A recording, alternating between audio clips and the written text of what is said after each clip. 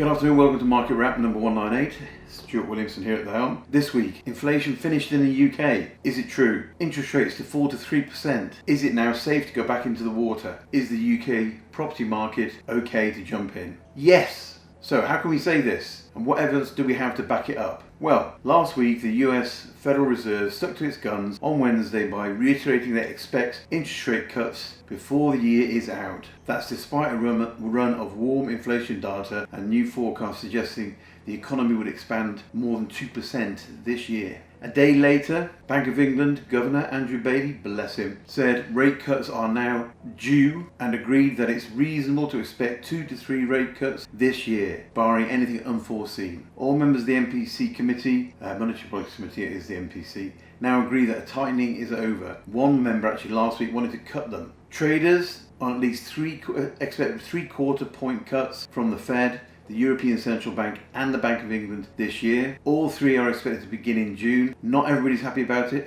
is happy to wait. The Swiss National Bank jumped straight in with a 0.25% basis cuts to its key rate just yesterday, citing the fact that inflation is likely to run no higher than 1.5% in 2026. So what does it mean? Well, let's have a look at what the press say. Get ready for 3% interest rates, say KPMG. According to KPMG, the Bank of England will slash interest rates to 3% by the end of next year in a boost for millions of mortgage borrowers as inflation drops sharply. Senior economists at KPMG have said inflation is set to fall below the bank's 2% target in the coming months as energy bills tumble. It means that Andrew Bailey and the Monetary Committee risk harming the economy if they do not cut rates as soon as possible. Yael Selfin, chief economist at KPMG in the UK, said if inflation is going to be undershoot the target, it's going to be very difficult for the bank to keep rates higher than it really is necessary. The economy slipped into recession at the end of last year, and Ms. Selfin said the bank risks over-tightening and keeping rates too high,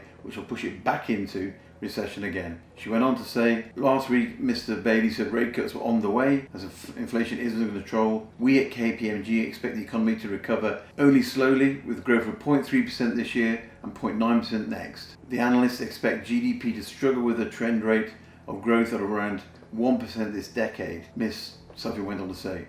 A falling migration will keep growth slow as the economy is used to high levels of arrivals from abroad, while weak investment and poor productivity growth will also hamper the long-term outlook. Business investment is predicted to fall by 0.1% this year as bosses worry about the future. She says demand remains the main source of concern for many businesses as they put hiring decisions on hold and reconsider investment plans. The upcoming general election, both at home and amongst the UK's main trading partners, compounds the uncertainty surrounding future tax and trade policies in an already fragile geopolitical landscape. Separate data, though, from job search engine Adzuna suggests that the job market is showing signs of recovery. The number of vacancies hit 866,242 in February, down just 0.14% on January's levels, and a much smaller drop than in previous months. Vacancies had fallen by 6.64% between December and January, and around 6.95% between November and December. Adzuna said the market appears to be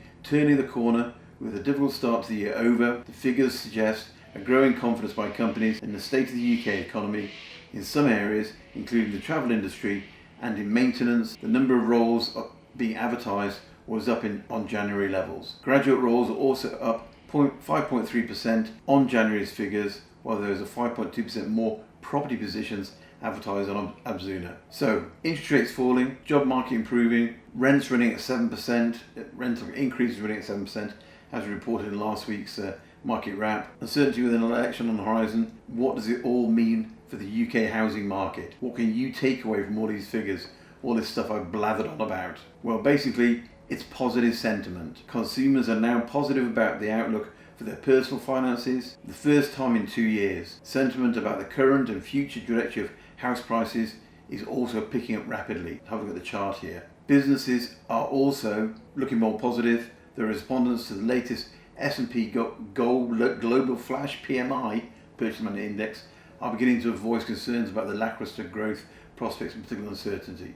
The release pointed to the solid upturn in the outlook for March, though, all but confirming that the UK economy has exited the brief recession it was in. The manufacturing sector ended a 12-month run of declining output as well, so it's all positive from that perspective. Cost pressures show why the Bank of England is sitting tight on rates for now. A combination of rising costs and resilient demand meant that output prices changed across the private sector. They actually rose at the fastest rate for eight months. So costs are going up, prices are going up. Is it safe to get back in the water? Of course it is. It's never a bad time, it's never a good time to buy. You know, in my 30 odd years of doing this, I bought some cows, some bad stuff.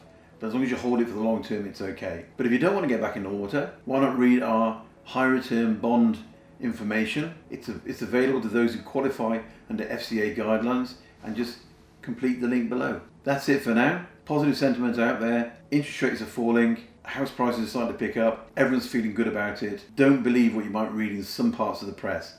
The economy is saying now is a good time to buy. Many thanks. Take care. That's 198 Stuart Williamson. Bye bye.